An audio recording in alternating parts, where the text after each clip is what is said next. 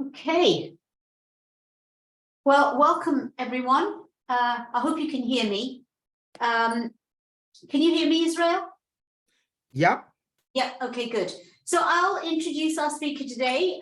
Reverend Dr. Israel Oluwole Olofinjana is the founding director of the Center for Missionaries from the Majority World, otherwise known as CMMW, and the director of the One People Commission of the Evangelical Alliance. He is an accredited Baptist minister and has written extensively and is well published in the areas of mission, African Christianity and African Theology. His recent publications are Discipleship, Suffering and Racial Justice, Mission in Pandemic World 2021, and War Christianity in Western Europe, Diasporic Identities, Narratives and Missiology. And personally, I have known Israel for a number of years, and I'm delighted that he could be with us here today. So there you are, Israel, it's all yours. Thank you very much, Usha, and good afternoon, everyone. For those who are in Oxford Center for Mission Studies and those joining online, it's a pleasure to be in this space to share and to participate in what my good friend Usha is developing. Apologies for a little bit late, just trying to work out the technology. Can people see the PowerPoint? Just to check. If you can see, just nod, just to give me feedback, or wave your hands, whichever is easy. Thank you. Okay, that's appreciated. I think I've got about 40 minutes just to share, and then we give room for questions. Is that correct, Usha? About 40 minutes? Okay, I can see that. That's fine. So I'm just gonna. So I think just listening to Usha and what she's developing around muted voices, I think it's quite exciting, because just picking from where she started, I mean, what she presented in the first lectures, this was something presented by Adena in the 70s, and applying it to marginal groups, particularly women in this particular case, talking about dominant groups and subgroups of groups that are not dominant. And so it's fascinating to see how Usha has developed this in the context of practical theology and sort of juxtaposing it with cultural anthropology. So I'm going to be doing something slightly different with the muted group theory. So I want to sort of look at African theological response to climate justice, because climate conversations is ongoing. And so it's important to talk about it, but to look at it from an African perspective or from a majority world perspective. Now, this picture is a picture from her house. The storm that we experienced earlier this year, or the wind, the ghastly wind that, really devastated homes and cars and stuff, it actually affected us. The area on top of our house was toppled over, and we had the chimney collapsed in our house as a result of that. But also we have seen extreme heat weather conditions this year. We've just kind of come out of that. But other parts of the world, we see a place like Pakistan, 33 million people affected at the moment. And so this is a global issue. It affects every one of us. So our weather patterns have really changed all over the world. And so the climate crisis is very real. It's not a made-up story. But the thing is this, as this conversation grows louder and louder from a political space and from other NGO or even Christian spaces, the question is always going back to that again, that narrative about who are the dominant voices, who are the dominant voices in this conversation, and which are the voices that we need to unmute so that we can hear different perspectives around climate justice. And I think, so my own application of the muted group theory is one, firstly, to Africans But in this particular case, regarding how some of these voices are muted when it comes to the climate conversation, and we're going to look at the reasons why. And when their voices are unmuted, what are the theological perspectives that we can glean and learn that can enrich this conversation on climate justice? So, majority world, such as the Caribbean and African, they are countries that are disproportionately impacted, and they are usually the victims of the environmental crisis because they are in the so-called developing world, and also because of other factors such as poverty, but there is also a legacy to this that we can see in the historical connection, which I will come to later in that sense. But despite the fact that there's this disproportionality in terms of how this affects and impacts the majority world, the ambassadors and the voices that we hear when it comes to climate justice are usually white Westerners. And so just to give an example, I don't know how many of you are familiar with this story. It's a story of 5 young women in a particular climate conference that happened in Davos. And Greta Thunberg is there, which I'm sure many of you will be familiar with that name. And there are other young climate activists. But actually, the Black girl that is there, Vanessa Nakate, who is from Uganda, her face was cropped out in this particular picture. So what we see now actually is the restored version. Initially, when this hit the news, her face was cropped out until there was an outcry from Vanessa and others. And so this is a symbolic example of how African voices is muted when it comes to conversation. And so the question is, why was her face cropped out of this particular picture? The media that took the picture and was, putting it out in the public, they didn't want her to be seen. They only wanted the 4 white faces, not the black face, to be seen as a climate activist. And so that's one way that we see how these voices have been muted in that sense. So one can say, in essence, that whilst the problem appears to be brown, in a sense that climate justice, yes, affects us all, but disproportionately affects folks from the majority world, from Africa, Asia, and Latin America, and Pakistan is an example of that at the moment. The solutions are usually white. And so that needs to be looked into in a lot of ways.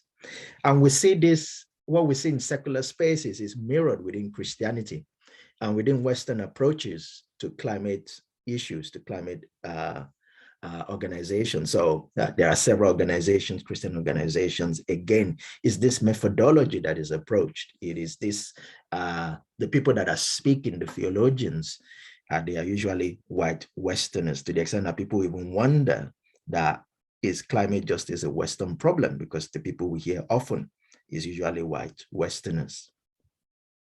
So the question is, why are African Christian voices silent on this issue that so disproportionately affects them? Why is there that silence? I want to go through about 4 reasons why I think their voices are silent. And the first is just to reflect on the focus on evangelism and renewal. There is this narrative and this discourse, which is true to some extent, especially within the African Pentecostal and charismatic movement. Many of them are more passionate around evangelism and renewal than, say, maybe climate justice issues in that sense. So the energy goes on evangelism, the energy goes on renewal, the energy goes on revival. Even just to give an example even of that, the part of the world I grew up, I'm from Nigeria, the part of the world I grew up in Nigeria is a place that really has been impacted by climate crisis. In fact, I remember growing up and walking to my secondary school, walking back, just seeing businesses being devastated by storms. So this is a usual occurrence. I just thought flooding was a normal occurrence for us as a result of the storm and the heavy weather conditions that we have back then, which actually still continues. So we will walk back home, just as kids rejoicing, walking in the puddles, walking in the water. But my observation was seeing roads being torn apart, businesses being devastated. What was interesting was that the Pentecostal church I later started attending, the issue around why we had constant storm and why there was constant flooding that was devastating businesses, homes, and livelihood was never something we talked about. We talked about evangelism, we talked about renewal, we talked about prosperity gospel, how we can prosper. But the idea around climate didn't really surface. So it was almost a focus that is dependent on just looking at evangelism. So that's one reason I think why their voices are muted. There is another one, an eschatology from above. And what I mean by this is some African Pentecostals and charismatic are so preoccupied with a kind of an eschatology of the second coming of Jesus. And so the way that plays, and this is not limited to them, by the way, this, we can see this in other traditions as well, church traditions or denominations. But we see this narrative playing out in a sense of when it comes to how we interpret the last days, that, well, the thing is, all these things that we see, the devastation, these are, people will interpret it as these are things that the Bible has already predicted. And so they are signs of the end time. So why do we need to really worry about climate change or climate justice? Another way that plays out is if Christ is coming back with his new kingdom, and we talk about a new heavens and a new earth, meaning that this world is going to be discarded and there's going to be a new one, then why bother with the current one if God is going to create a new one? So there is that argument, but of course, how we read those texts in Isaiah and Revelation that talks about a new heavens and a new earth. Some will talk about a total recreation. Some will talk about a renewal of the old. It is an important factor. But again, this is another factor that plays into why I think African voices are muted when it comes to conversations around climate justice. But there are further reasons why their voices are muted. There are colonial approaches to the climate crisis, which is called colonial conservation. And the way this works is this. We have Western NGOs and policies that are interested in saving the ecosystem and our biodiversity that we talk about, the need to preserve land and green spaces and desert for wildlife species and other animals in that sense. So there is a talk of taking indigenous lands from indigenous people and preserving it for other uses. In essence, lands is being stolen. This is not in the past, this is happening now. So we have cases of this going on in Kenya, in India, and in other parts of the world, where lands of indigenous people are being taken by force, by cruelty, all in the name of conservation and preservation of our world. And so if we have those kind of things happening, of course, this definitely silences the voices of Africans or people from the majority world, because again, they are experiencing colonialism again in a different way. This time, in the past, the lands were stolen because of colonialism. Lands has been stolen now in the name of conservation. And we have this going on at the moment. So this is a live issue. And sometimes the examples are, in order to preserve animals that are at the verge of extinction, for example, let's just take tigers in South Asia. In order to preserve them, to give them a wide expanse of land, lands are taken from the indigenous people so that we can preserve tigers. And so I was thinking about this. How will people feel, for example, in the UK, if we were to reverse the narrative and just say, well, we have lots of foxes in the UK, but if we continue this way, they're going to be at the verge of extinction. In order to do that, we need to preserve homes and spaces for them so that people can coexist with them. How will people feel like that in the UK? I'm sure it will not go down very well. But this happens in other parts of the world where we talk about the preservation of animals or conservation in other places and using that as an excuse to take people's lands. Of course, there are cases where that is genuine and that is happening, but the methodology and the approach of how some of this is happening borders down to cruelty and colonialism. A fourth reason why their voices are muted is what I'm calling disintegrated historical narratives. So oftentimes in climate conversations, people will talk about industrial revolution that started, polluted our world in that sense. But from a Western perspective, the way we look at history sometimes is disjointed in the sense that many people will not look at the impact of enslavement and colonialism and industrial revolution, because actually you cannot talk about those three things separately. They are all integrated. In essence, from a Western perspective, there is talk about industrial revolution, but from a majority world angle, we want to look at the impact of slavery on industrial revolution. In essence, how did the slave labor fuel industrial change? In essence, how did colonialism play a crucial part as one of the first capitalistic economic system that fueled industrial change? Cotton was the main changer during the industrial change, which replaced wool. Where was that imported from? From the slave colonies.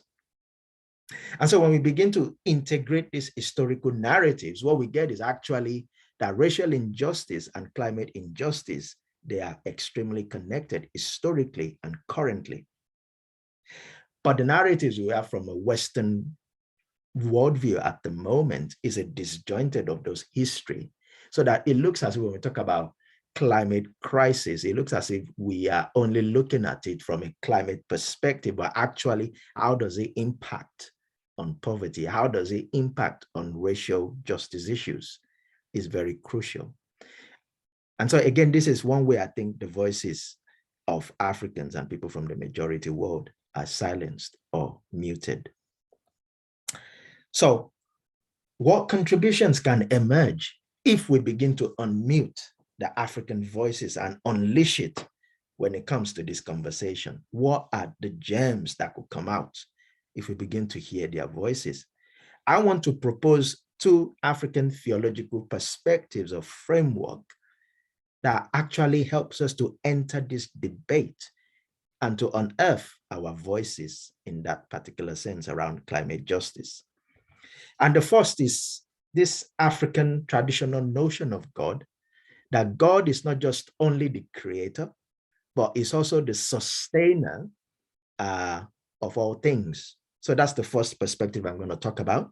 And then the second one is actually an integrated worldview around land, people, forest, sea, and animals that again helps us to enter into the climate justice conversation.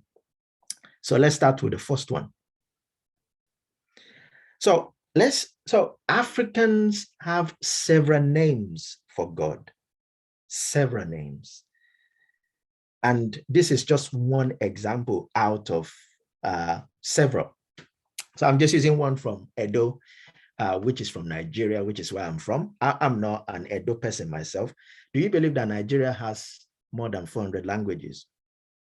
I'll just put that out there, Nigeria has more than 400 languages, and this is just one of them. The Edo name for God is Osanobua, which simply means the source being. That is the root that carries and sustains the universe. And when we elucidate this name, it simply gives us a window to understand that Africans don't just see God as the creator, they see him as the sustainer, the one that continues to care for his creation.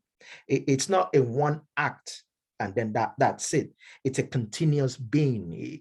It's at the center of the universe, but it continues to sustain it.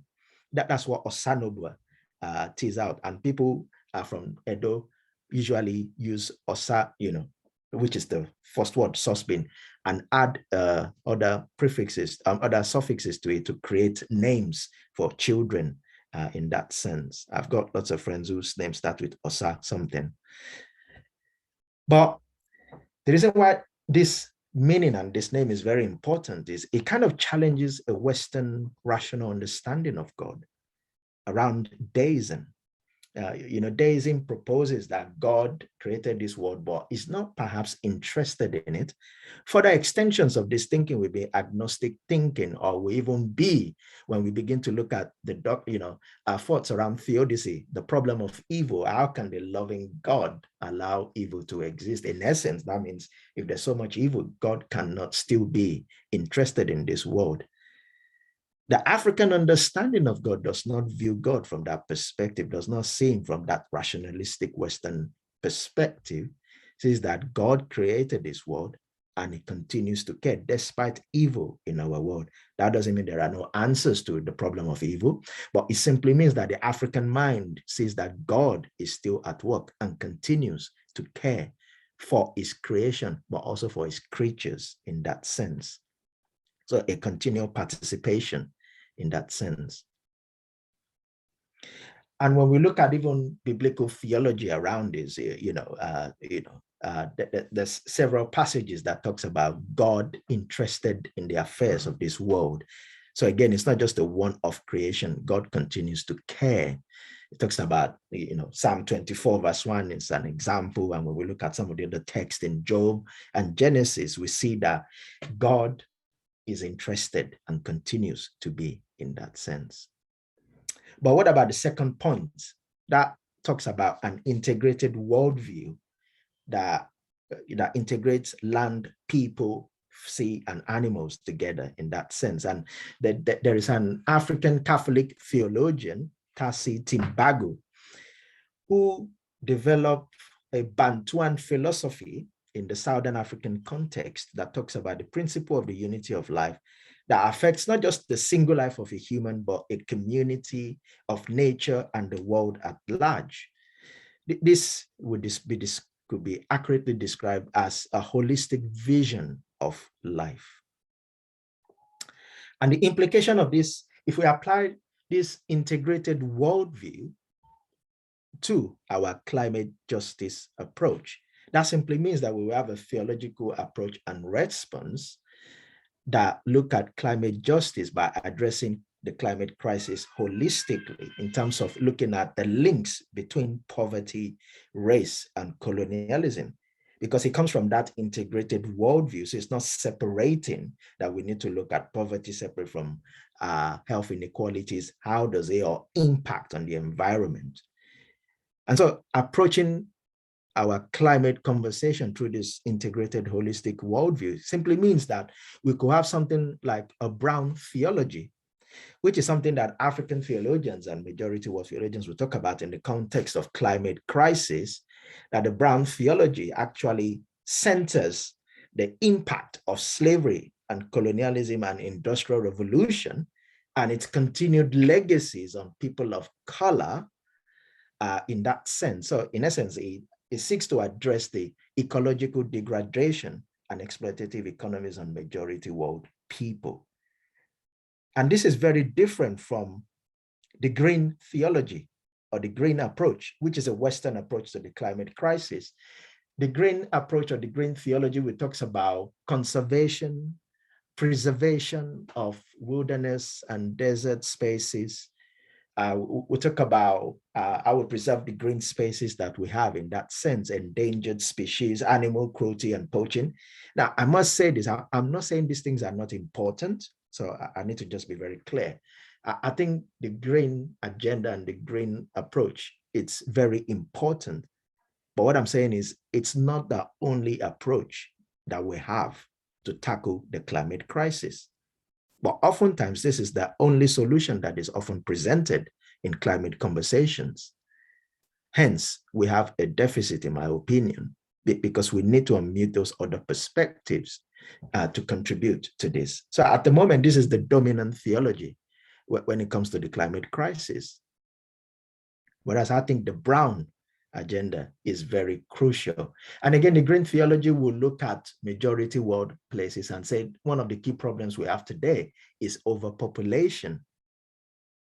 And brown theology will look at the Western world and said actually there is also overconsumption And so we have this dialogue and tension going on between how the green and the brown agenda situates the conversation when it comes to climate justice issue.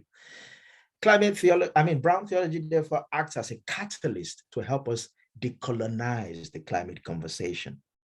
It acts as a catalyst to help us think. And at the moment, I'm doing some work with Christian Aid around this.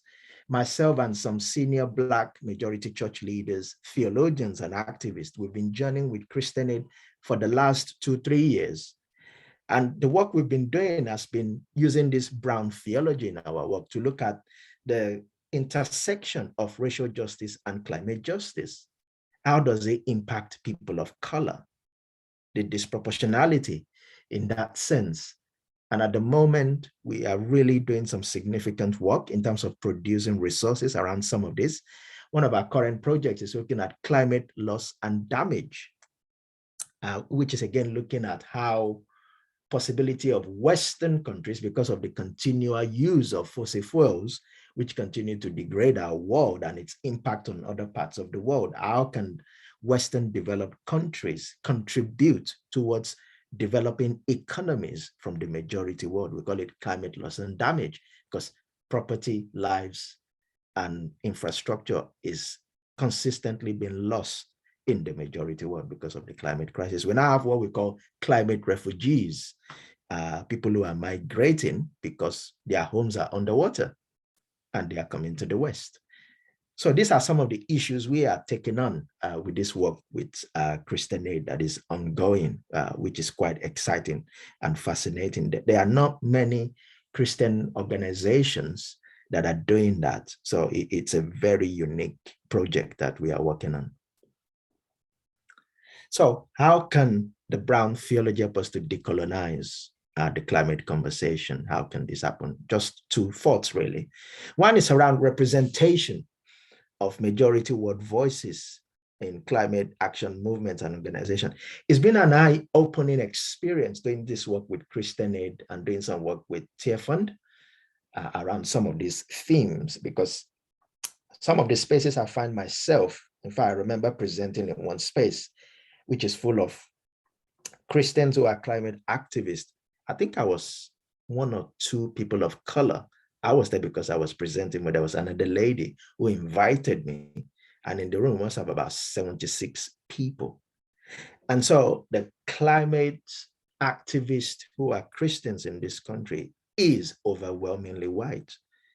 And many organizations working in these spaces recognize that. So there is the need for representation if we're going to begin to decolonize that conversation and begin to unmute other voices from other spaces. So one is about representation, not in a tokenistic way, not in a way to say, and this is where the work with Christian Aid is exciting, because it's not just one of us. There are several of us that Christian Aid is engaging with. So that it's not in a tokenistic sense. So representation is crucial. And part of that is also understanding, for example, Black majority churches, because I find it fascinating speaking to some of the people who work in climate justice areas that they do not even fully understand Black majority churches, let alone begin to engage and collaborate. So there is the need to understand what we even mean by Black majority churches and the various church traditions and denominations within that space. But the second and the last one is actually climate action groups working with majority world theologians and activists, because I think that is, again, very crucial, because that's the way this brown theology will begin to filter in and begin to shape how we tackle the climate crisis today, to have a holistic approach. So working with theologians from other spaces, again, is very crucial. So the first is about representation. The second is actually about collaboration that is authentic and that is genuine, how we can work together. And again, I've seen Christian Aid and Tear Fund do some of this very well, where they engage majority world theologians, either from Africa, from Asia, or from Latin America, and engage grassroots organizations from those spaces and working together. But I think we need more of this to become not just kind of like, at the moment, it's like an exception, we want it to move beyond just an exception to actually, yeah, this should be a normal practice for us in that sense. So I'm gonna leave it there. I could say more, but I feel I've said enough on this. So I'm just gonna stop so that we can have some conversation. I can see all your faces clearly. Thank you very much for listening. Great. Thank you very much, Israel. That was very, very interesting. So I'm now going to open up the floor to questions. So if you could use your raise hand function, unless you're here in the room with me, there's a couple of students here in the room with me here at OCMS. So welcome everyone, welcome especially those outside visitors. Brenda, welcome. Also, I see our beloved Rosemary Barker is with us as well this week, so thank you very much. So yes, any questions? Who'd like to start?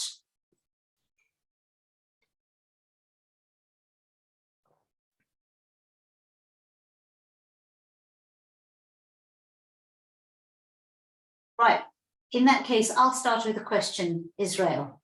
All right. The New Forest here in England is in the Domesday Book. So it was established as a conservation area around the time of William the Conqueror. So it's evident that the importance of climate was understood to some degree even back then. Yeah. Now, in 1495, the papal bull from Pope Nicholas rather, and the doctrine of discovery began to sort of justify, in a sense, the discovery not just of people and their resources, but it also exploited the natural resources.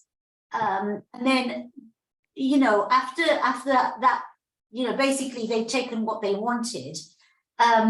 Now it is, as you say, there is a recolonization, but from a different perspective.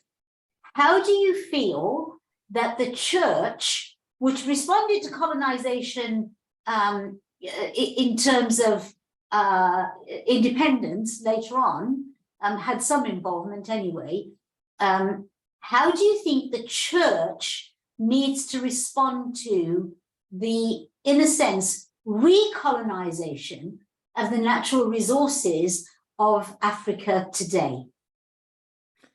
Thanks, Usha. Great question.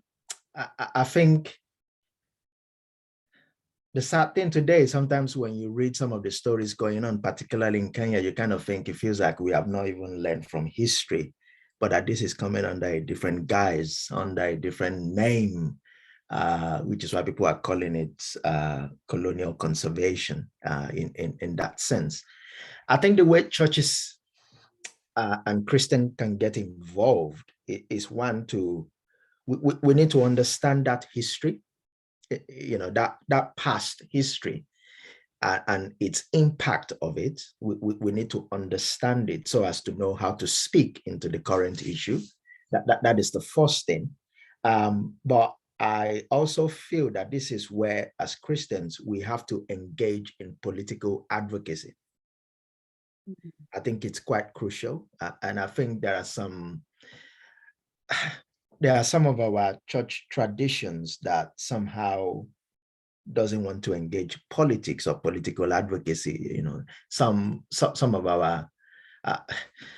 our particular evangelical tradition doesn't want to do that. We see engaging politics as, that's not gospel. That's what we say. We somehow try to separate gospel from justice issues, but actually when I read the gospel, it's very implicit that it has to engage justice issues. He has to engage the marginal voices. He has to engage people on the periphery. In that sense, there's no way we read it in that way that we would just miss that point. So there is something we have to correct in some aspects of our evangelical theology that will help us to then enable to engage in political advocacy. Because this is at that level, if we're going to really correct that imbalance, it's got to be at that level. So for example, COP26 was postponed. It was supposed to happen during the pandemic year 2020, but of course that didn't happen. It happened 2021. COP26 is the global summit around climate change. And so it happened in Glasgow in Scotland last year. But one of the really exciting things about that was that there were a lot of people from the church, senior church leaders, who went to Glasgow to campaign. And there were a lot of senior Black church leaders who were actually there to go and campaign and speak on behalf of representing Africans and representing African Caribbeans, and saying, we must have a say in this conversation, because up till then, some of those voices have been missing. So we must be willing, but that happened because they had a kind of a political theology. That happened because they had a kind of a public theology that informs their understanding that this is crucial. We have to speak up. So we have to engage in political advocacy. And that would simply means challenging some of our theology around politics or inaction around those areas to be able to help us to engage. So that would be my thoughts on that. Great. Thank you very much. I see, welcome, Trezenia. Trezenia, I don't know, can you unmute yourself so you can ask your question? Thanks, Usha. Hello, everyone. And thank you, Reverend Israel, for a very insightful presentation. I just have a question. So in light of us understanding African worldview as holistic, and in view of God as being the creator and the sustainer of all things created, yeah. And sort of seeing a natural relationship in African tradition between nature, and sort of nurturing the earth and seeing it as a source of provision and life. So how does this, or how could this impact African theology in terms of climate conversations? And we've obviously spoken about the fact that the majority world is not well represented in light of our muted conversation. They're not at the forefront of the conversation, right? But apart from that, for African scholars, yes, in light of the African worldview, how can it inform our participation in the wider conversation on climate? Thanks, Trezenia. I think, again, one of the problems we have in African theology is that despite the fact that we have this rich worldview that is holistic, that is integrated, one of the impacts of Western missionaries on the African mind is labeling African culture and worldview as pagan, as heathen. And so, for example, when you speak to some African Pentecostals or evangelicals today, and you start talking about this integrated worldview, sometimes people think you are talking of animistic, traditional African culture and customs that people say that that's what we've been saved from. So what kind of theology are you proposing, that seeking to take us back to those things? And I think some of that misconception happens because of the way Africans have viewed their own worldview, because of the way sometimes we've been told through history, through books, that actually our customs, our religion, they are all rooted in paganistic culture and worldview. And, it's basically, you need to live that in order to become a Christian. So I think the task for the African theologians today, which a lot of African theologians have been engaging in, is to sift through some of these gems we have in our worldview. Like the one I talked about, the African philosophy of life, is just one example from a Bantuan philosophy. There are others. Ubuntu is another example. West Africans have a different way. East Africa, there are different variations of this holistic worldview that is quite crucial and helpful. one of the things that is quite fascinating and interesting is this. In some parts of Ghana, in the traditional thinking and worldview, it says that people should not go fishing on Tuesdays. Now, the reason for that is because, there was something around forbidding people from fishing on Tuesdays. But actually, when you look at the ecological impact of that, it's quite elucidating, because not fishing for one particular day of the week means that you are preserving some resources. It's kind of like when God said to the children of Israel, in your agricultural system, do it for 6 years, and in the 7th year, let it lie fallow. It's similar to that. And we see this kind of gems weaved throughout indigenous thinking, whether in Africa, in Asia, or in Latin America. But again, some of this indigenous wisdom, some of them were labeled,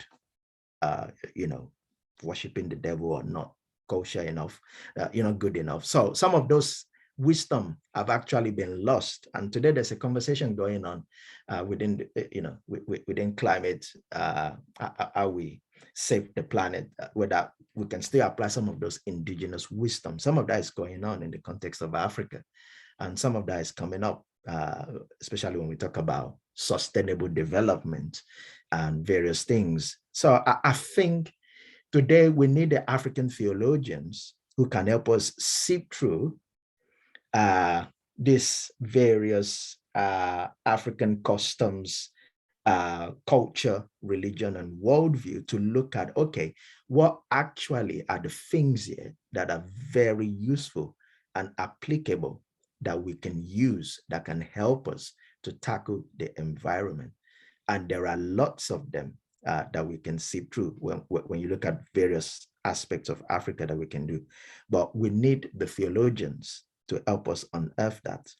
And this is where I think the task of African theologians is to begin to do that. And so one of the things I intentionally do now is to sift through African worldview and customs and to look at some practices that can actually enable us to engage some of these conversations. So for example, talking about the Brown theology, that is a further extension of an integrated holistic worldview, which theologians in Africa will talk about, but also in Asia and in Latin America. So I think that's the task we have today, sipping through and discerning what is it that we can use, because there is something, just like Kwame Bediako said, the late African theologian said, there is a treasure that God has deposited in each culture of the world, and it is our task as theologians to sift them out. Kwame Bediako said something to that effect. We need to do that today. Thank you. There's one question from Jonas, and then after that, I've got one in the room. So Jonas, go ahead and unmute and ask your question.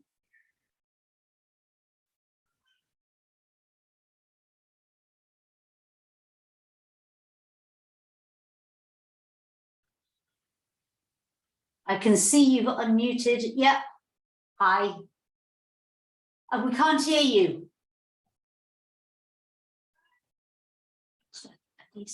Looks like It's Adise. Yeah, we can't hear you. Okay, if we can't get the sound on, can you drop it in the chat? If you can drop it in the chat. It's Adise, right? Yeah. Still can't hear you, brother. Drop it in the chat. In the meantime, let's go to the seminar room here. Would you like to ask your question? Introduce yourself. Yeah. Yeah. Well, thank you very much, Reverend Israel. I'm called James, original from South Sudan, but I live in Uganda. Okay. And I think you may have been aware that recently the issue of environment has been kind of a concern in Uganda, because we have this recent development regarding the oil industry in Uganda, where there are voices that are silencing the oil production industry because of issues related to climate. And then the narrative that comes out of that, of course, relates to issues of, human rights and, issues of democracy and legalities and stuff like that. So to me, it appears really that the whole conversation regarding this topic is loaded with a lot of vocabulary that seems to be posing an issue of interpretation. Mm. And I think that's why I really see also that in there, I mean, first of all, I agree with the reasons you gave before, and indeed the fears are real. Yeah. But also the interpretation of the issues in the conversation seem to also even send more fears into people. So I think I agree with you that, I mean, as we unpack some of these things, we need really to pin down real on what we mean on these issues so that we allay some of these kind of, interests and fears that could come as a result of interpretation issues. So that's why, as you commented earlier, I think that African theologians need to really get to the core of what do we mean by climate justice from our perspective, so that we can contribute to the debate really very constructively. Otherwise, I fear that we may be caught up in some of these vocabularies that probably may actually kind of create more anxiety than real getting us the solutions. Thank you. Thank you very much. I think one of the things anyone working in this area will realize is that you're very right, that language is very important. And I think sometimes when I speak to different African pastors, it's not like they don't interested in this conversation. Actually, contrary, they are. But what I've discovered sometimes is because this is a whole area that involves scientists and government policies. So sometimes the language that are used, they are not your layman's terms in certain areas. And so it lends itself to like, okay, so what are you talking about? Like even the first time I heard the word climate loss and damage, I was like, are you talking of insurance or what? Because that was the first thing that comes to mind. So there are these languages that are there, climate finance, you kind of think, what is that? And but the more I find myself in these conversations, the more I'm learning. Policymakers will use different language, scientists will use a totally different language, and of course, theologians come into this, or Christians. Again, we are developing language to help us to tackle this issue. So there is a language problem to a real problem, which is on ground that affects thousands of lives all over the world. And so I think one of the first tasks we did with Christianity was to create a kind of a resource that people can use in churches. And the intentionality of that resource was not to overload it with terminologies and languages that doesn't help. So it was kind of like a basic discipleship tool that can help people to understand, firstly, justice issues, and then begin to relate it to climate justice in that sense. And so we did that because we felt for an average Christian, there was the need to understand what these issues are and to understand justice issues and what the Bible might be saying around some of this. So yeah, so I think language from different quarters, it's problematic in this conversation. And so even at times, when I've used the language of brown theology and green theology, I'm immediately aware that, again, that needs unpacking in several layers in that sense, because again, we're using languages that could alienate or might not be helpful. And so it's trying to communicate a real problem in a way that can mobilize the church, the whole church, not just one aspect, but that can help to mobilize the whole church, because I think that is very crucial in this conversation today, to mobilize the whole church, not just one aspect of the church. So language is very, very important. But I will admit that, yes, it's been off-putting in several meetings I've definitely involved in, and I've seen that actually this just flies over my head. I'm not even sure what you're talking about. When you're sitting with scientists or when you're sitting with policymakers, it's just like, what are you talking about? So yeah, it's one that I think another task of how within the church we communicate around this. So I think that the language people use within the church usually around creation care. Now, the reason why I didn't use that, again, is intentional, because oftentimes when we talk about creation care, it lends itself to that green agenda, because it feels like we're only talking about God caring just for the creation. But actually, when you use the language of climate justice, you are situating it within the racial justice conversation. So again, hence a different language and hence a different way of framing it. So at times I use creation care, but I'm just aware that it doesn't dig further to the heart of the matter.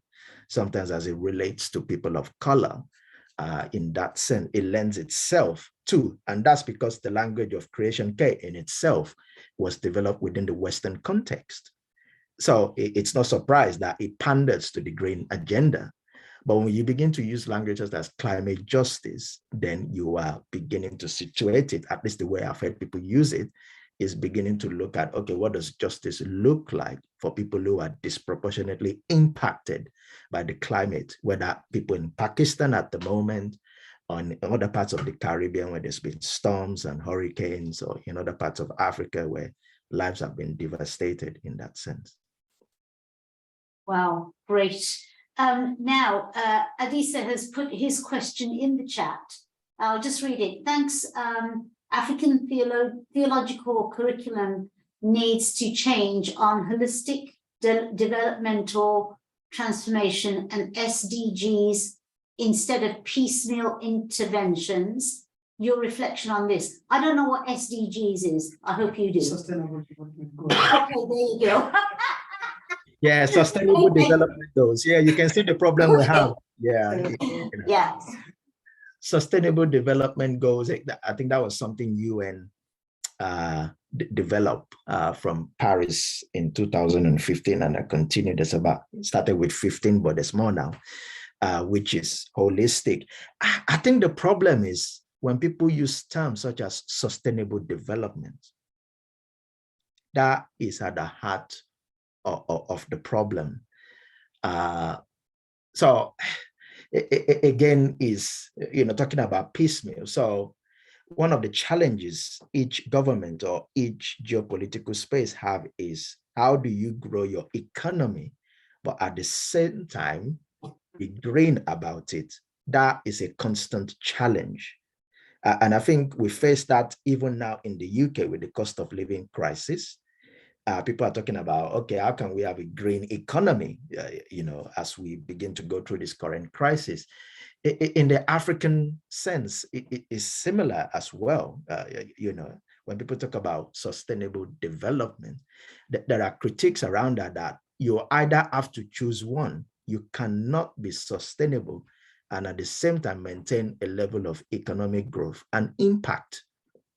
And so it becomes a problem. Which one do you dance to? Do you dance to growing your economic base and resources, or do you dance to how you want to be sustainable in that sense? But perhaps maybe we need to be measuring some of these things in a totally different way. I mean, Bhutan, for example, one of the smallest countries in the world, the way they measure their GDP is quite radical.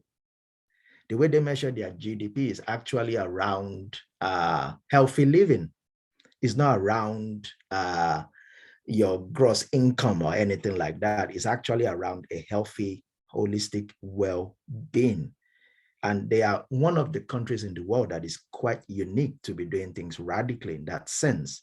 But there's not many nations that have followed to do that. So hence we always go for this piecemeal of how we do things. Whereas what Bhutan is doing is a totally radical approach to life, how you live, your well-being. That's the way they measure their GDP. And that's a quite radical, far out there in that sense. But as I said, the challenge we have is how do you grow economy, and then how do you be sustainable at the same time? So people talk about sustainable development, but some people will critique and say there's no such thing as sustainable development. You are either going for economic growth or you are thinking of being sustainable. You cannot do both together. So it's quite a challenge. And I think Africa faces the same thing, in that respect. Thank you. I see Kunle's hand is up, so welcome, Kunle. I think Kunle is actually in Nigeria. Drzenia is in South Africa. So we've got quite an international group here today. I think Cleeson's in Canada. So yeah, we've got people from everywhere. So it's great to think about climate justice from where we are. So Kunle, would you like to ask your question? Thank you very much, Dr. Olofinjana. Nice to meet you again. Good to see you, my friend. That's great. And your seminar today is very, very important to both theological understanding of Africa and also to the entire body of knowledge in terms of our understanding of care for creation of God. When you refer to a place in Nigeria and a name in Edo, I was wondering the implication to other aspects of our consideration of creation, especially in terms of name. Now, I'm looking at the opposite of your presentation, that in Africa, many people look at creation beyond the perspective that the church sees it. Often, creations in some places are venerated, and they see them as part of their living day to day. They see them as cultural heritage. Some landmarks in creation, they see it as a kind of historical monument and symbol of existence, especially in Africa. And they worship some of these objects or some of this part of the creation. Again, when you look at the West, especially in England, you might have not noticed this. There is a place called Stonehenge. Stonehenge is in Wiltshire or Wiltshire, Stonehenge. These are, you have some vertical stones been in existence for possibly thousands of years in southwest England. It's become something like a pilgrimage for the elites. And when you look at what you have dealt with today, what should be the response of the church to veneration of creation? Thank you. Thank you very much, my brother. That's a very good question. And this is a question that, again, I find discussing with a lot of Pentecostals and charismatic, because I think the challenge we have today is when you look at the climate movement in the Western space, it's become a religion in some sense because of the way, and at times you wonder whether people are going back to worship the earth as a god or as a goddess. You kind of wonder the level of, I mean, I remember going out for evangelism with someone from our church in Southeast London in Woolwich. And as we wanted to start to preach to this person, and we said we wanted to talk And he said the first thing he asked us is, oh, what are you guys doing about the environment? That was the first thing he asked us. And my other colleague was trying to answer. He wouldn't even let him answer. And he said, well, have you joined this group? He started mentioning various climate action groups. And he said, have you joined this group? What are you doing? And he said, you cannot talk to me about Jesus if you don't care about the environment. But the passion I saw in this man felt like the kind of a passion those of us have for Jesus as well. And so at times when you are within the climate movement that is secular, it feels almost like a religion in itself, that you kind of think, have we gone back to the old gods and the goddesses? So there is that question out there. Now, coming back to the case of Africa, I think this is a continued work. And I think for me, we need a balance between not discarding totally everything that is African worldview, culture, and religion, but at the same time, not idealize everything about it. So for me, the tension is, how do we not condemn everything African, but at the same time, we must not idealize everything African to the extent that we think everything is fantastic and we can import everything. So for me, it's that tension. And I think a lot of African theologians wrestle with this, particularly from those who are African Evangelical Theology. And some of them oscillate between continuity and discontinuity. So those who advocate for continuity, we talk about actually just the way the Jewish religion, Judaism, prepared the Jews for the inception of Christianity. In the same way, African traditional religion prepared Africans for the reception of Christianity. Some will even argue further that the reason why Christianity has blossomed and is growing in Africa and other parts of the world is because of that religious worldview. Whereas the worldview in the West now is premised on enlightenment, whether we look at the secular and post-secular incarnations of that. So what I'm simply saying is, there is something about embracing our worldview, but at the same time discerning what is useful in it and what is not useful in it. So I'm not advocating that we go back to venerating mountains, the seas. We go back to worshiping Yemonja or Ya or Batala or the various, just to use the Yoruba gods, for example. That's not what I want people to do. I want people to continue to worship Jesus as the King of Kings and the Lord of Lords, but at the same time, very much aware that our theology has to be contextual and that there is the need for us to do that hard work, not to syncretize, but to theologize from our authentic context. I think that is what I'm saying, and that is where I think I'm comfortable that we should be doing, and not drag people back into worshiping or venerating stones or stuff like that. That's definitely not my agenda. Thank you. Thank you. It's interesting that, sorry, most of the people on this call are actually from the majority world, interestingly. And so I'm going to read the next question to you. Thank you once again. This is from Jeremiah. Thank you once again. Could you please expect, I'm trying to read from far away, more on brown theology, sources of study, etc. I have been familiar with green theology, generally popular, but brown theology, please can you clarify further? I love your African worldview dimension. Thank you. Thanks, Jeremiah, for your question. Okay, sources.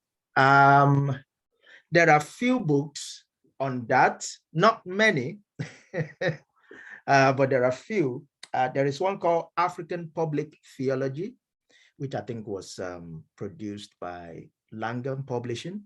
It was put together by African scholars. It was edited by 3 African scholars, and it's got different contributions. Basically, it's looking at various aspects of public theology, and it talks about climate justice in that sense. There is that. There is also Black Church in the 21st Century, edited by Keno Ogbo and Joe Aldred. So that was written, interestingly, that was written almost 10, 12 years ago in the UK. And the guy who wrote it was from the African Caribbean background, Chris Andre Watson, and he was talking about the need for the Black church to engage this issue. This was 12 years ago, and it's amazing that that is still very much relevant. So those are two sources. I'll try and put them in the chat so that people can pick them up. But there are also journal articles that people have written around this, and I've just written one for CMS, which should be coming out soon, just looking at sustainability from an African theological perspective. So when that is out, I'll send the link to Usha and he can share with all of you. That's going to come out soon in the CMS Journal of Theology. So I'll send that around, but I'll just put the two I've mentioned in the chat: African Public Theology, and Black Church in the 21st Century. So hopefully that will help.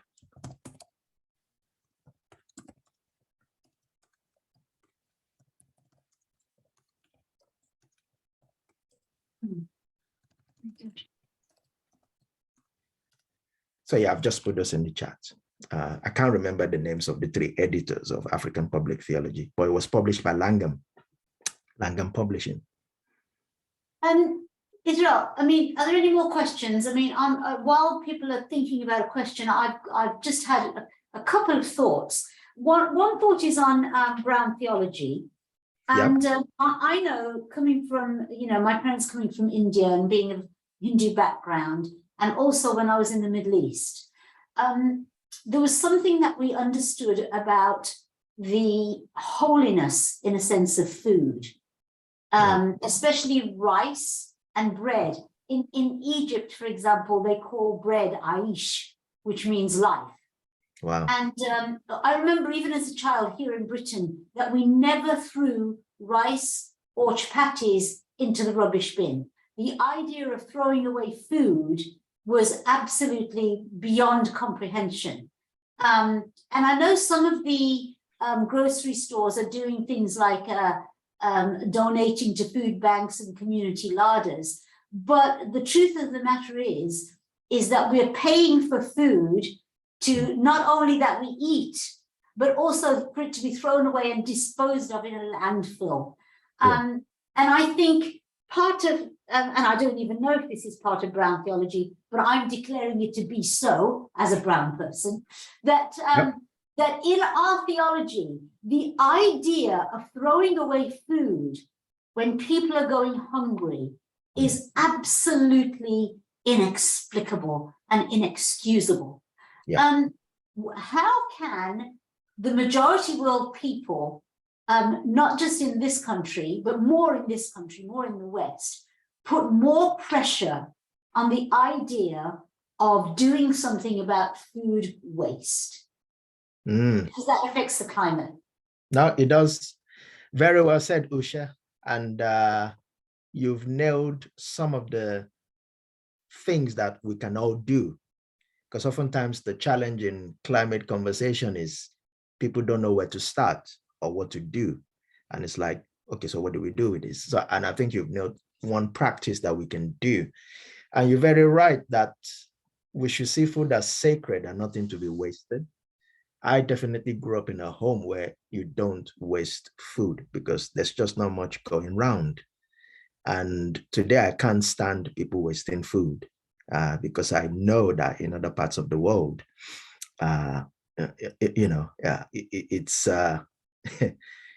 it's costly and it's not easy. So I think I totally agree that we should develop. There are definitely some campaigns around food waste. I've seen some secular campaigns around food waste, but it's one that I think as Christians, we should even embrace more, because you're very right. The amount of food we waste in this country is, it's just something on its own. And I think it's important that we shouldn't do that because, again, we are not saving the planet by doing that. So a campaign around, food wastage is absolutely crucial to this conversation. I'm aware there are some secular organizations and spaces that are doing that, but it's something that I think we should do ourselves. So I'm going to actually mention that to Christianity and see whether they could do a campaign around that, because you're very right. Wasting food should not be something we condone because it's, we don't have enough of it. And if people are wasting it, that's not good. I mean, I've been to places in other parts of the world where I've seen people going through the bins, rubbish bins, because they were looking for food. That's just how bad things are in other parts of the world. People going through other people's rubbish bins to look for food. It's that sad when you see things like that, and it breaks your heart. And so we shouldn't be wasting food. So I totally agree with you, Jim. Yeah. Right. Does anyone else? I don't see any other questions. I've got another question. Please think of questions. Otherwise, I'm just going to keep thinking of them. Israel, I want to ask you about China. China is doing a lot of things around Africa in terms of, I believe, sort of building of rails and also taking of minerals and such. Is the Western world, or even a combination of the Western world and the majority world, are they able to be in conversation with any aspect of the Chinese government, Chinese business, in terms of climate justice and what China is being allowed to do or being able to do in Africa at the moment? I think China being in Africa is seen as good news and bad news. In some aspects, it's seen as good news because there are some things that are developing, there are some changes that are happening, but in several respects, it's also seen as bad news because, one, it's viewed as neo-colonization, but of course from a different place. And I think it's seen as not helping some of the indigenous growth and some of the local things that should develop in that sense. So people view it's viewed with a mixed feelings from my understanding of things. And now, whether out of that mixed situation, it's possible to have a conversation that helps us around how we reduce pollution and stuff like that. I think some of that is happening in that context and conversation, but I think I'm aware that China being in Africa is seen as good and bad news, and in that sense, because of one is seen as a new form of colonization and not helping some of the indigenous businesses and initiatives to grow. So there is that tension that I see. But having said that, I think there should be a possibility of developing something resourceful, in terms of today, because I think when we look at this conversation, as I said, it affects everywhere, every planet, everywhere in the world. So I think one would have hoped and imagined that China and Africa should be able to have some conversation and dialogue that could actually help us in terms of how we reduce the pollution, either in Africa or in other parts of the world in that sense.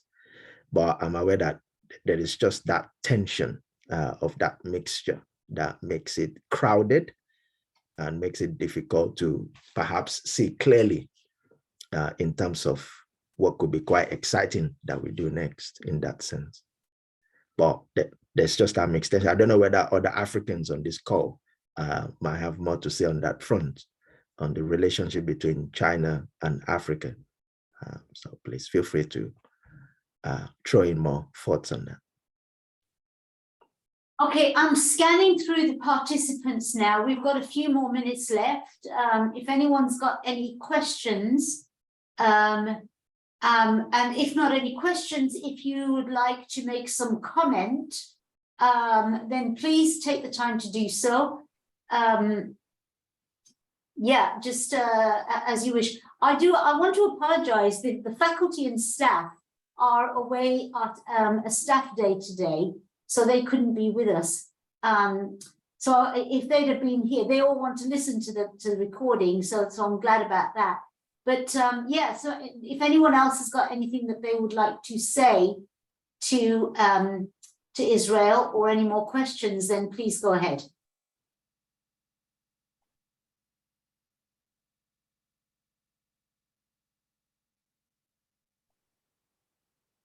Yep, we've got one more in the room, James. Go ahead. Well, thank you once again, Israel.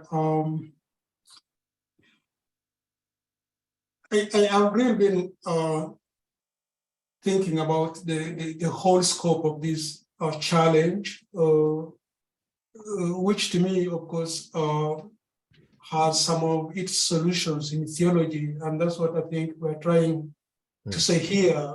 I mean, how can we come into the debate from that perspective?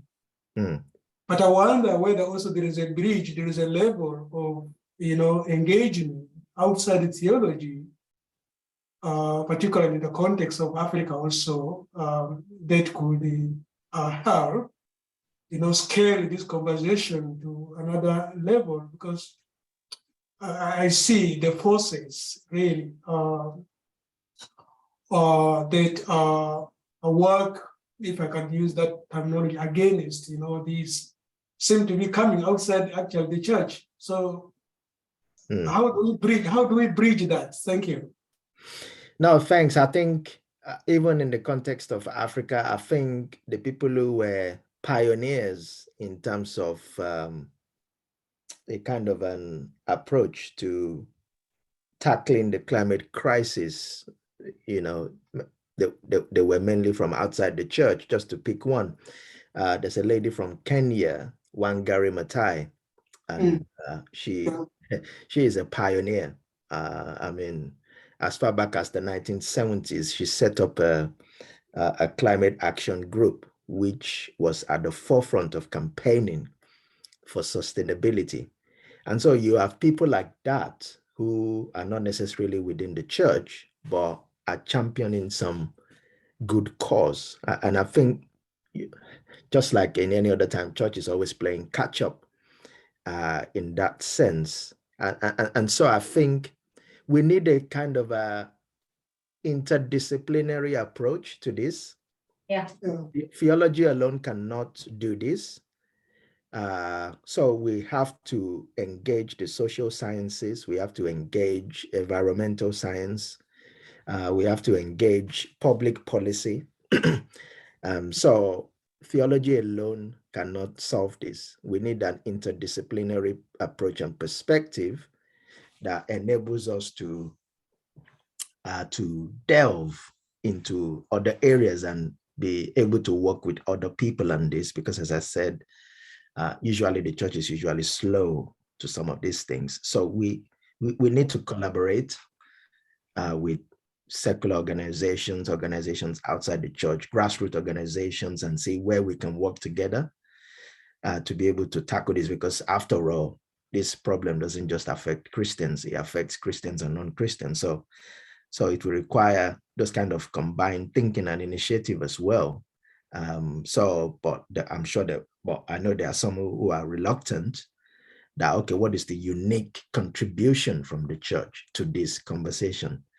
And yes, while the church will have a unique contribution, I think this is where some of the unique so the difference is some of the secular spaces, the way issues are approached around the climate is so very pessimistic.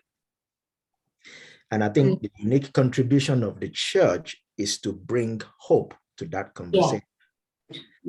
And so sometimes what I hear from secular spaces is usually very demoralizing. Yes, the world is, climate crisis.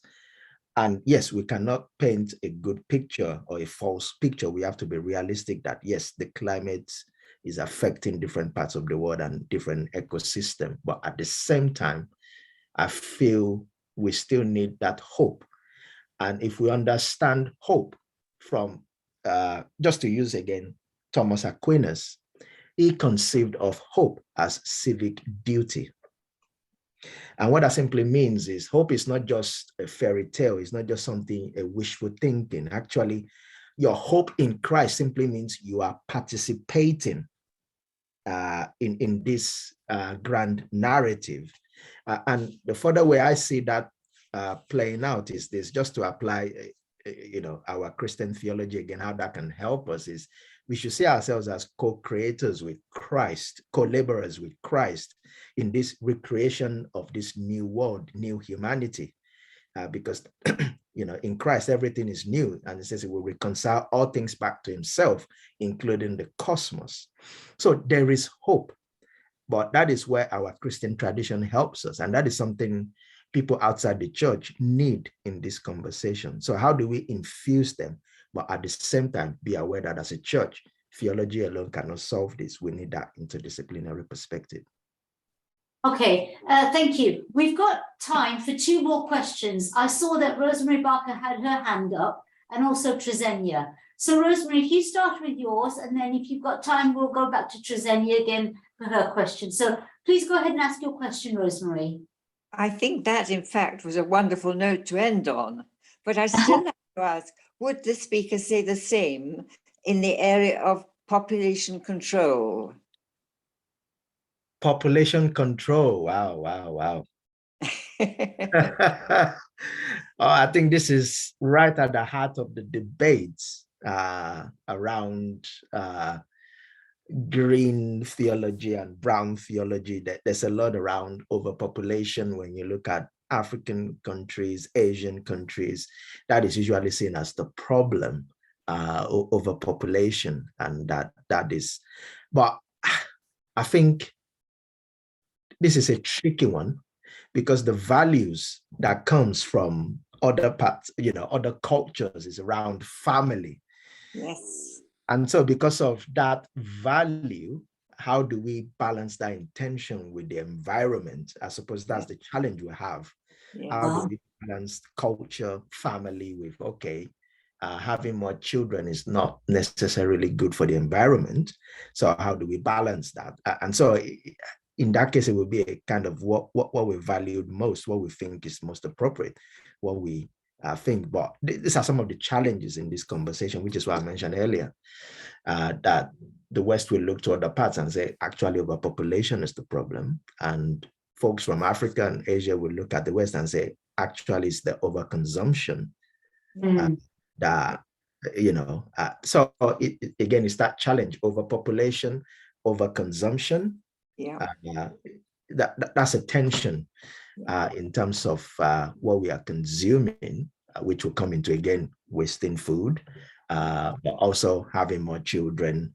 Again, how does that impact our world? We cannot ignore it. We have to talk about it as well.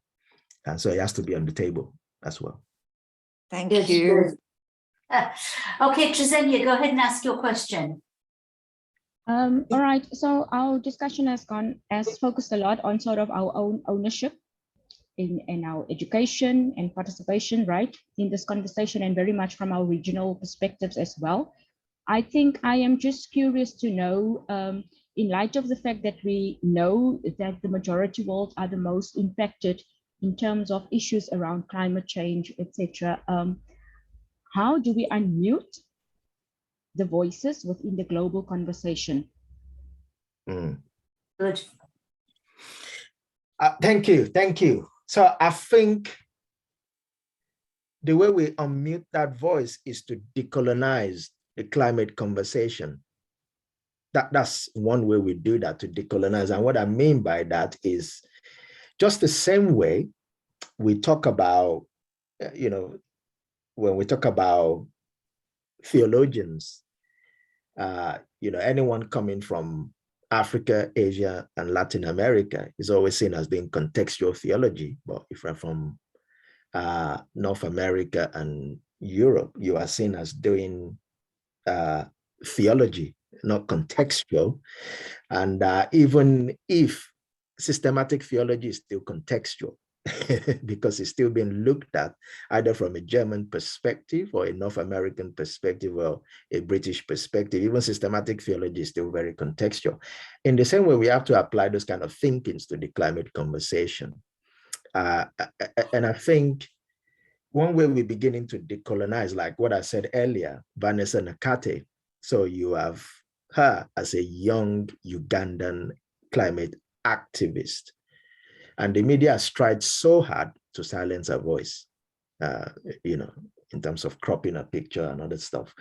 But she's still very active. And there are others like that who are campaigning and actively saying that actually our voices are very important. So the first thing is we cannot be silent. We have to campaign. We have to speak up. And so we have to do that, especially through our various church agencies or organization. We have to unmute our voices. And so one of the things I do to unmute my own voice is when people ask me to come and speak, and if they give me a freedom to speak on any topic, I usually choose climate justice. And people don't usually expect that because they assume that I will speak about diaspora mission, or they assume that I will speak about racial justice, or they assume that I will speak about any other topic that related to my Blackness. But I want to talk climate. I want to talk green theology. And that is a surprise and a shock to the system. So that way, my voice is unmuted when I begin to speak in spaces that I'm least expect to speak on that kind of subject. People don't expect it. And so it's a surprise and a shock element at the same time. So I think our voices, either through our preaching, when I was leading our church in Woolwich, we did a climate Sunday. We did like a climate Sunday, where we were able to raise awareness about climate issues. This was a Black majority multicultural church, but we did a climate Sunday. Even Christian Aid was surprised when I told them, because many churches have not even done that at that particular time when we did it. It was just beginning to gain ground as a trending thing. Now there's something we call Climate Sunday that is official within the Churches Together in Britain and Ireland calendar. So we can unmute our voices through our speaking, writing, and active participation. I said I'm doing some work with Christian Aid and Tearfund. That has come about because of some of this work and writing. So that's one thing. The second thing is, I think we must, so this thing impacts us. I think we have to share our experiences, how climate has affected us or our people. It's very important to begin to share that.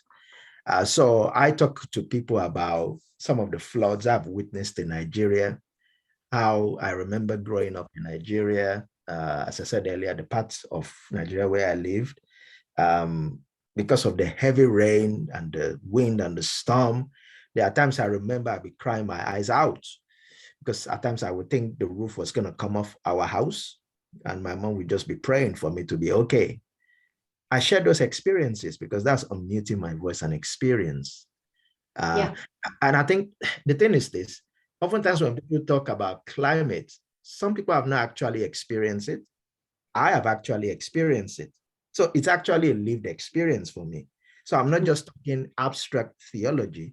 I'm talking of something I've actually lived through and I've seen the devastations of it. But oftentimes when I speak to people who are actually really into climate, they haven't actually experienced it physically. And that makes a huge difference. And again, this is where I think our voices is very powerful, when we can share from our lived experience, or from the lived experiences of people in our community who have seen firsthand devastation of the climate crisis. It unwields our voice because it's a lived experience, and it's very important. So just those two things, I think. Well, thank you. That is our last question. So let's just give a round of applause to Israel and thank him for the contribution today. And also, I'd like to take a moment to just say thank you to all of you for coming. Also, this series of muted group theory lectures is the first. There will be a second series coming in March. And I just want to give you a taster of some of the things that we're going to discuss. I'm glad Trezenia is here today, because Trezenia September is in South Africa, and she will be talking about muted group theory and colorism. So colorism is different to racism. And if you want to learn more about what colorism is, the darker you are, the worse you are treated. And that's just a reality that we all live with. You ask any person of color, when we go to choose makeup, we all want a shade lighter, not a shade darker. So Trezenia will be talking about that one. Also, an alumni of Oxford Centre for Mission Studies will be with a Roma leader, and we'll be talking about muted group theory and the Roma voice. The Roma as the world's largest and oldest diaspora. Also, we will have Peter Oyogi, who is half Kenyan and half Finnish. And he will be talking about muted group theory and race in mission and ministry. And then we'll have one more subject. And you might think this subject has been covered enough, but I don't believe that it has been unmuted as yet. And when I say unmuted, I'm thinking there's a distinction between what we call practical theology and what we actually practice as theology in terms of conflict resolution within the church. Any of us that have been in ministry for any amount of time have suffered devastating impacts of conflict. And how do we really resolve conflict and spiritual abuse? So I'm not sure who's going to be speaking. Well, I do know, but I haven't actually asked that person yet. So look forward to these 4 lectures that will be coming up in March, and they will be the second of the series of 3. That will be 12 lectures in total on muted group theory. So thank you very much, everyone. And you'll be able to access the recordings of all of these lectures on the OCMS website. So thank you very much, everyone, and goodbye for now. Bye. Thanks, Usha. God bless. Thank you. Bye.